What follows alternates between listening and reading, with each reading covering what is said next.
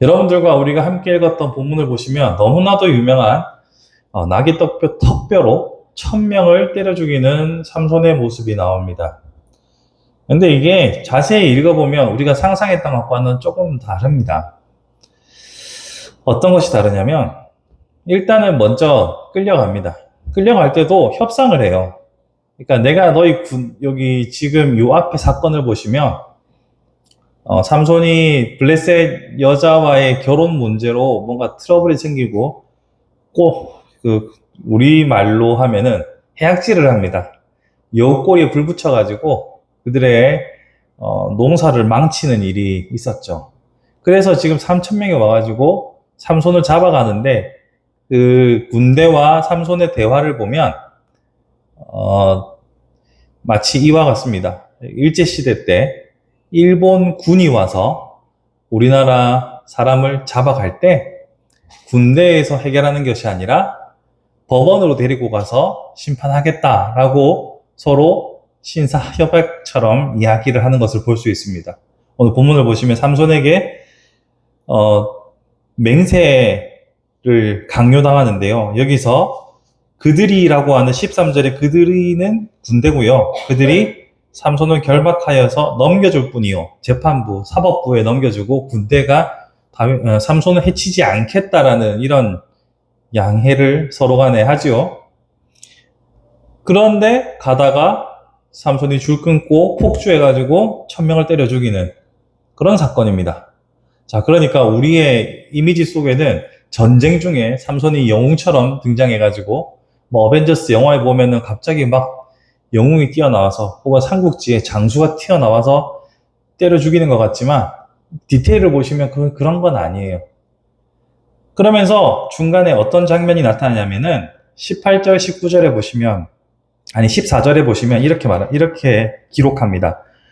14절을 보세요. 여호와의 영이 중간입니다. 여호와의 영이 삼손에게 갑자기 임함에 그의 팔 위에 밧줄이 불탄 삼과 같이 결박된 손에서 떨어진지라. 갑자기 하나님의 영이 임해서 큰 능력을 발휘했다라고 나타나고 있죠. 그러니까 이것은 삼손이 항상 일반적으로 힘이 셌다라고도 우리가 볼 수 있지만 때에 따라서는 하나님의 능력이 임해서 힘을 발휘했던 것이 아닐까 또 이런 생각도 들기도 합니다. 그리고 뭐 문짝을 떼낼 때도 성문에 있는 그 문짝을 떼낼 때도 보시면 또 여러 곳에서 하나님의 영이 갑자기 임함에 이렇게 표현을 하고 있단 말이에요. 그래서 제가 어릴 때 참 궁금한 게 있었던 게 뭐냐면 삼손이 언제부터 힘이 셌을까? 만약에 기저귀 차고 할 때부터 힘이 세면 이 어떻게 키우지? 이런 궁금증이 있었단 말이죠. 이런 걸 추론해 보면은 늘 센 게 아니라 간헐적으로 힘이 셌던가? 뭐 이런 생각도 합니다. 근데 알 수는 없고 한 가지 명확한 것은 하나님께서 무언가 삼손에게 응답하는 방식을 볼 수 있다는 거죠. 또 밑에 우리가 읽었던 본문의 뒤에 보시면 이 목이 말라가지고 죽게 되었습니다 라고 하니까 하나님께서 또 샘물을 주셔요. 물을 주시는 거예요. 자, 그럼 종합해보면 지금 삼손은 하나님께 요구하는 족족 뭔가 응답을 받고 있는 그림이에요. 근데 이게 좀 불편합니다. 왜 불편하냐면요. 저번 시간 또 우리가 삼손이 어떤 사람인지를 다룰 때 우리가 나시린이라고 했잖아요. 근데 또 사사라고도 했잖아요. 그거에 맞는 삶을 살지 않았습니다. 우리의 표현을 하면 개차반으로 살았어요. 근데 자꾸 응답을 받는단 말이에요. 그러면 이게 우리의 입장에서는 뭔가 불편한 거예요. 앞에서 우리 친구들과 얘기했던 권선징악이 안 맞잖아요. 응답 받으면 안 되는 거 아닌가? 왜 응답받지? 이런 생각이 들죠. 우리가 신앙생활 하면서도요, 교회 안에 누군가가 막 간증을 하는 시간들에서 들을 때 불편한 경우가 그런 겁니다. 아, 내가 쟤 어떻게 사는지 뻔히 아는데 지금 저런 응답을 받았다고?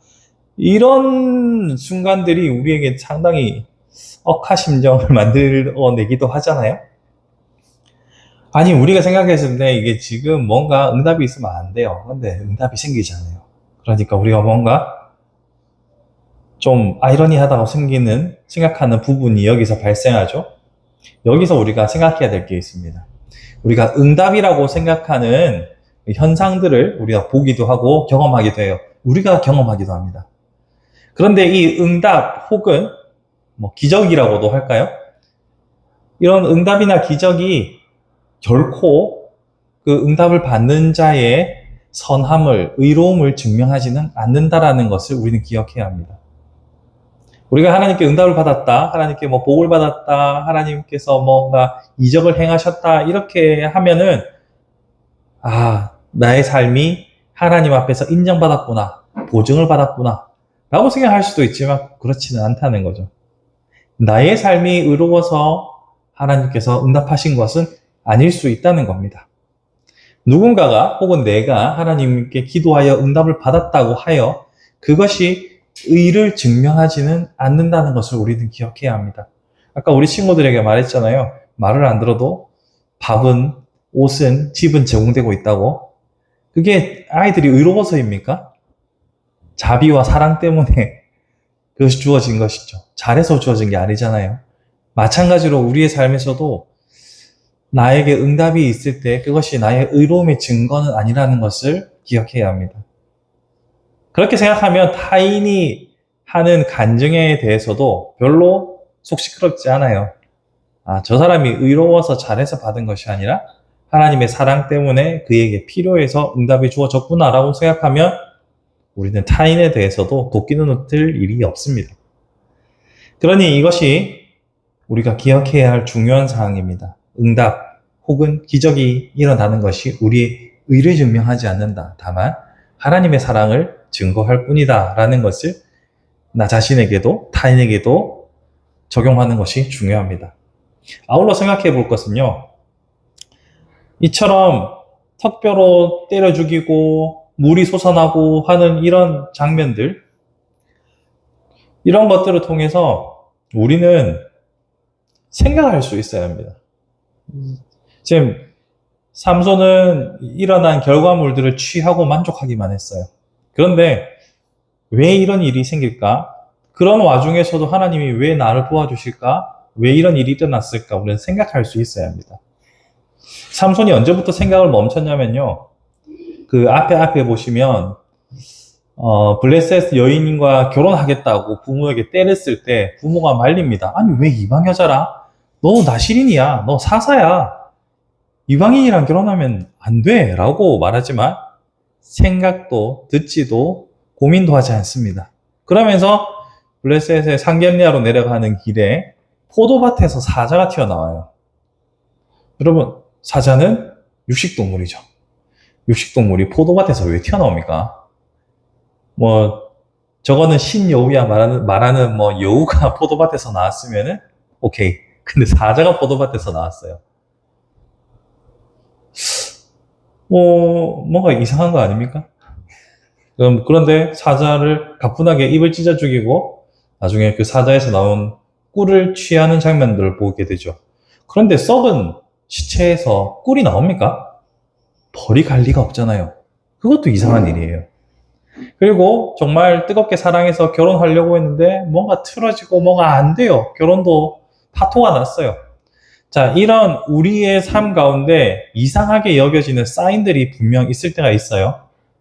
그죠? 그럴 때 이거는 전적으로 저의 의견에 가깝습니다만 우리에게 유익한 것이라 말씀드리는데 우리는 생각하고 기억해야 돼요. 성경에 보면 자카르라고 히브리어로 너희는 생각하라, 너희는 기억하라 라는 말이 160회 이상 반복되거든요. 이건 뭡니까?